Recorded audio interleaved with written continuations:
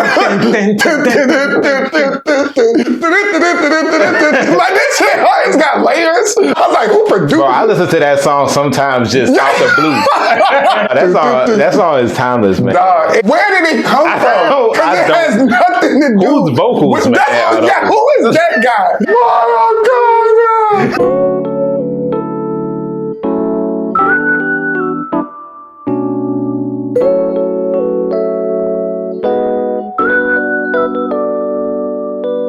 What's going on, y'all? Welcome back to Cinecism. I'm Eric. It's your boy Dante, man, and today we're going to be doing a review on 1995's Mortal Kombat. It's crazy because this is still probably regarded as the best video game adapted movie. That's not a very high standard to be held to. So the movie focuses on a group of Earthlings who are recruited by a god, I guess, to compete in this tournament in order to basically save the world from being taken over by this NetherRealm emperor. It focuses on Liu Kang, Sonya, Johnny Cage, Raiden. The rules are if you win, is it 9 in a row or 10 in a row? You gotta win 10 in a row. You have to win 10 in a row. So they've won 9 and this is the 10th one. So this is the one, basically if they win this one, they have free range to go and invade Earth and take over and, you know, do God knows what. You know how these villains do. They just want to destroy stuff. So I don't know who the fuck came up with this deal, but I feel like we should have been consulted on that. I don't know if it was Raiden, but somebody needs to be held responsible because that's a stupid ass deal to make. The opposing forces are led by this sorcerer by the name of Shang Tsung, who has been collecting souls. You heard us right.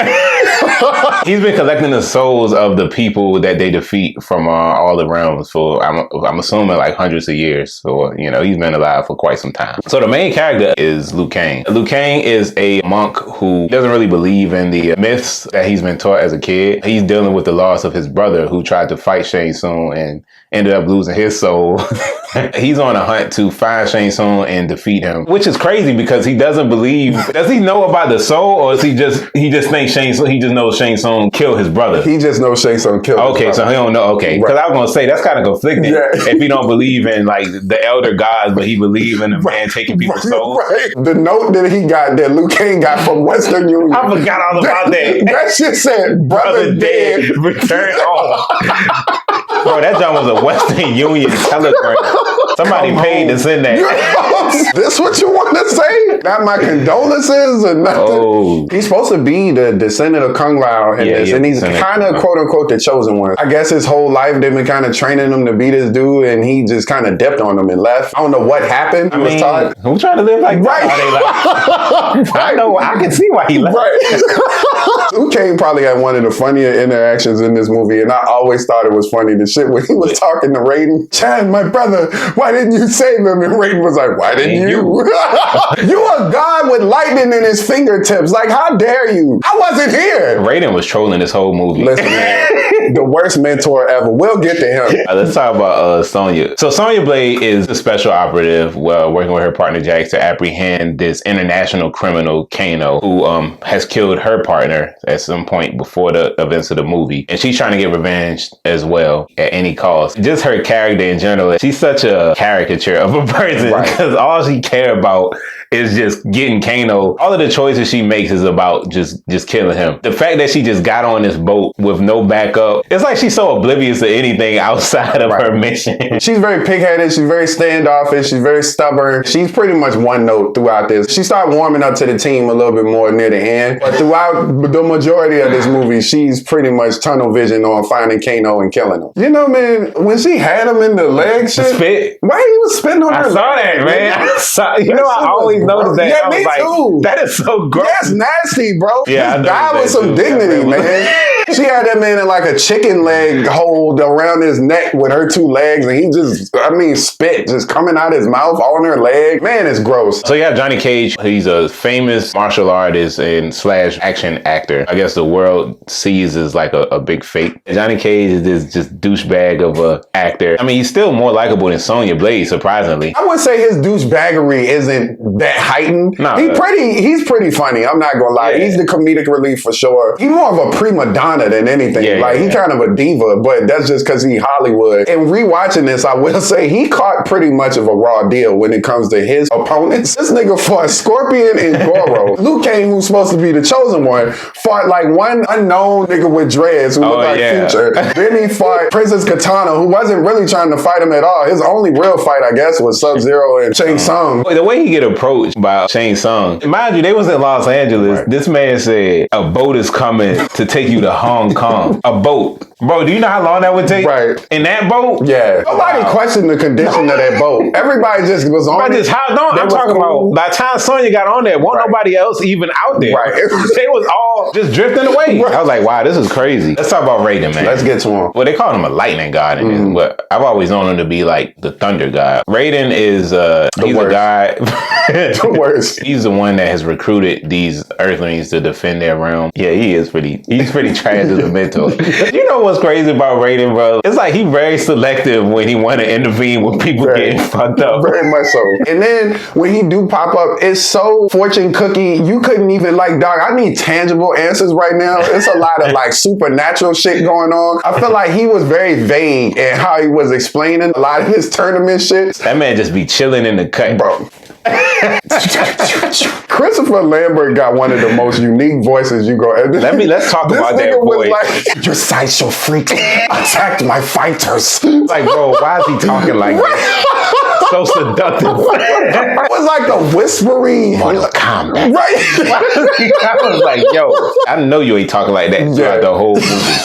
This is another trash example of Raiden's mentorship. Johnny Cage had challenged Goro, who's the undefeated champion of our world. Nigga's a massive, big monster with 4 arms. And he was like, yeah, I challenged Goro. And he was like, why did you do that? This is our tournament. We fight it. He's finally learning. I'm like, nigga, he shouldn't have challenged Goro. You need to stop him. He's finally learning. Shang Tsung? Yeah, it's a song about Shang Tsung. Creepy ass. Shang Tsung is a sorcerer from our world. He's working for this emperor to collect these souls and to take over Earthrealm after they defeat all the combatants. He also has the ability to shapeshift into different people, which is a classic ability from the Mortal Kombat video game. Yeah. It was funny when he would get pissed off too. When he started getting beat and his facial expressions just be so over the top. Liu Kang, your soul is mine. I just ain't like the way he was speaking to people, man, especially with regards to Sonya. My Sonya. I'm like, bro, you don't even know her. Like, what are you talking about? Apparently knew all about her and had plans for her. So he's the one. I don't know if playing with her. That's what I'm trying to figure out. Concubine or something? Yeah. The way he had her dressed at the end, I think that might be accurate. He put her in a whole nother outfit. She looked like Tina Turner by the end of this shit. I was like, you know what I was thinking? What was this process? Closing her in it, because I know she ain't willingly put that on. Your puss is mine. One thing that I noticed about this movie that I didn't quite understand before, Shang Tsung had Scorpion and Sub-Zero working together, which they're like mortal enemies. Right. But I guess he had them under some kind of control. Yeah. He was able to, force them to work together for his benefit. I never noticed that before, because I always used to question why Sub-Zero and Scorpion would be working together. It makes sense now because they didn't really have any dialogue either. Sub-Zero has no dialogue at all. Scorpion has at least his game dialogue, which is get over here. Him. Yeah, right. I thought that the costumes was handled very well. In terms of video games, this one was probably the truest to the source material at that time, and probably still today. They really committed to having them look just like they did in the games virtually, or getting people that resembled the characters enough. I was really impressed with Goro. His animatronics. Yeah, even today, the prosthetics they use for Goro still actually hold up fairly well. Yeah. I'm not gonna lie. His body looked crazy. I was about to say. That bitch quite extended. Yeah, right. His movements and everything, it looks decent. Yeah. Considering the time that this was made. Considering the times. Yeah, I ain't remember him being as lanky as he was when he stood and you saw his whole anatomy. Bro, I know. Like from the torso I was looking at it, I was like, bro, I don't remember this man being this long. How you feel about the effects overall? Yeah. This was 1995. Right. There were parts in here where I was like, man, I don't remember the effects being that bad. And then there were parts in here where I was like, Yeah, that was a problem. Yeah, right. And the shit that come out of Scorpion hand, I ain't remember it looking that fake. Speaking of Scorpion, you know what was crazy to me? You see Johnny Cage, before he goes to fight Scorpion, that man was just wandering around the forest. Yeah, was he supposed to meet him there? That's what I never questioned before I watched it this time. Right. Because you look at how everybody else had to turn. Yeah, right. So I was like, why was he out here just walking around anyway to begin with? And that fight with him and Scorpion probably still the best one in the movie. It is. At first it started off like whatever when they in the forest, but when they go to whatever the fuck that place was brawling. Yeah. How the hell did he get out of that place, actually? Because didn't he go to another, that was like another realm entirely. That's actually a question that I never considered before. I don't know how he got out of that. I'm mad Scorpion talk like that no matter what. He was like, get down here. But I cringed when I was like, come on, man. Come here. Are we not supposed to laugh? Yeah, right.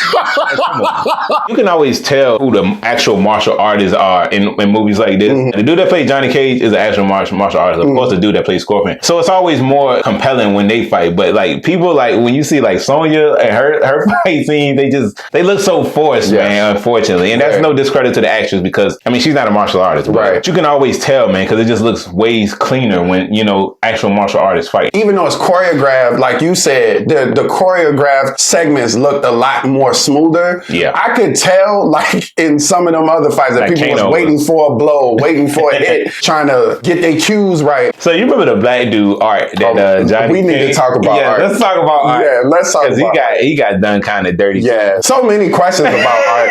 Who is Art? Why is he even there? They killed Art and they really made it seem like it was dramatic. I was like, man, bro, why Sonya scream like that? Why Sonya scream like that? You really don't know. She knew him less than anybody else. Maybe she thought it was Jax. Like, it ain't a lot of black people in this movie. If y'all wanted it to be a significant death, you could have just put Jax in there. Let it be Jax. Right. First of all, the people that ended up fighting Goro, you could see why he was winning. It looked like they supposed to be fighting in the Karate Kid. Right. No, you don't look like a main character. Yeah, like, no, not at all. Supposed to be here. Nobody prepped Art on who he was fighting. He was training in that bitch. Bro, you ain't hear this man walk in. He like, glad I ain't fighting that. Oh, that is who I'm fighting. Oh my God. He never played with Art in the game or nothing. Like no type They really tried to maybe they tried to establish him as a character or something in this movie. Who want to play as Art? Right. Honest to God, in a game with a nigga named Scorpion and Sub-Zero. I ain't picking Art. I'm gonna just be honest. Shao Kahn, he appears at the end. He appears to set up for the sequel. How long has it been since you seen Mortal Kombat? I just watched it. I know. Because you know how this movie ends in comparison to how Annihilation begins. Yeah, because it's supposed to start right It looks like they lost millions of dollars in the budget at the start of Mortal Kombat Annihilation. Everything looks cheaper immediately at the start of Annihilation. It's just crazy. Yeah, and then Johnny Cage immediately died at the beginning. Yeah, I hated that. What I think was the focus in the second one, I think they might have tried to lean a little bit more on computer effects. Absolutely. Clearly, this was like the original was built on practicality and then they actually had sets. But I think that they leaned a little bit too heavy into and that might be why it looked a little less. But it was way more problems than that. Yeah, right. So overall, I still enjoy Mortal Kombat. Of course, not as much as I did when I was younger. It still holds up pretty well, especially for a video game adapted movie. Like it's still one of the better ones I've ever seen, if not the best. I still appreciate the fact that they even put this much effort into producing a movie based off a game at that time. I thought the action was decent. Some of the fight scenes were better than others. The CGI sometimes was better than other times. For a 26-year-old movie, man, this movie still holds up pretty well. I'm gonna give Mortal Kombat 7.5 out of 10. It's just so iconic, man. Beyond the nostalgia factors, even in rewatching this movie, it still got a lot of great elements to it. I mean, you think of the source material, it's not to be taken but so seriously, you know what I'm saying? And for a game like this, they really made a true effort in trying to adapt something that was reminiscent of the popularity of that game. For all of its issues, I appreciate the effort that was made to take something that probably wasn't even considered to be profitable and really put effort and time into it. They really wanted to make it true to the video game. And I think if you a fan of the game, you'd appreciate this movie. I'm gonna give this movie a 7.5 as well. For a nostalgia factor, it's a 10. It's a classic movie, in my opinion, and I think to a lot of people it is. Thank y'all for tuning in for our review of the